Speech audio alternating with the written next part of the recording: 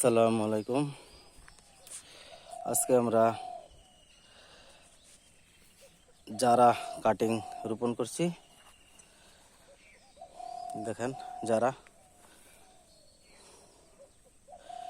আর এগুলো রোপণ করার জন্য লাইন টেনে নিচ্ছি। এই যে লাইন, আমরা 2 ফিট বাই 2 ফিট করে লাইন টেনে রোপণ করছি।